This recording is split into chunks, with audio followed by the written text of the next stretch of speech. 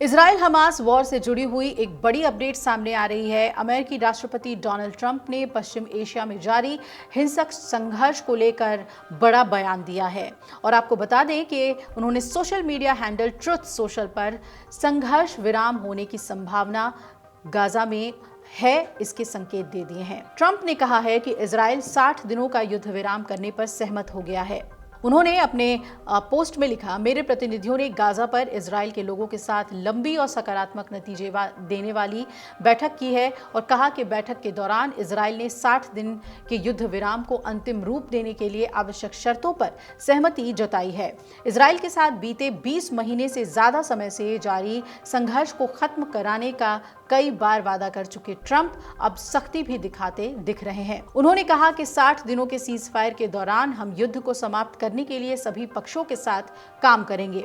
Qatar और मिस्र के लोगों ने शांति बहाल करने में बहुत मेहनत की है, वो इस अंतिम प्रस्ताव को पेश करेंगे।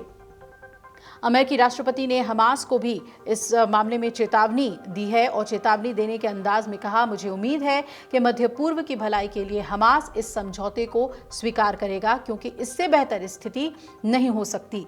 उन्होंने आगे ये भी कहा कि सीज फायर के लिए राजी न होने पर हालात और खराब ही होंगे।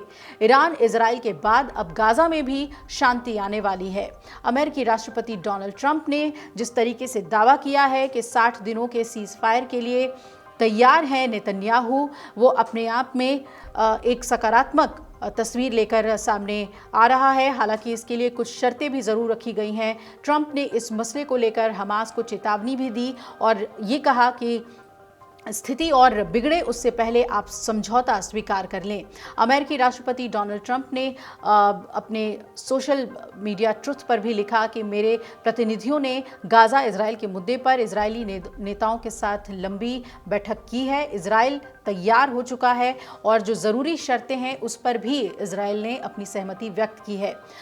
इसके दौरान हम युद्ध को समाप्त करने के लिए सभी पक्षों के साथ काम करने को तैयार हैं और इसमें उन्होंने खासतौर पे कतर और मिस्र के नेताओं को शांति बहाल करने में उनके योगदान के लिए भी शुक्रिया कहा कि बहुत मेहनत की है उन्होंने और अंतिम प्रस्ताव भी वही लोग पेश करेंगे। उन्होंने कहा कि मिडिल ईस्ट की भलाई के लिए हमास इस समझौते को स्वीकार करेगा क्योंकि अगर वो ऐसा नहीं करता है तो ये सही नहीं होगा बल्कि स्थिति और बदतर हो जाएगी। तो ये सीधे तौर पे ट्रंप की तरफ से एक धमकी भी आ गई है हमास के लिए।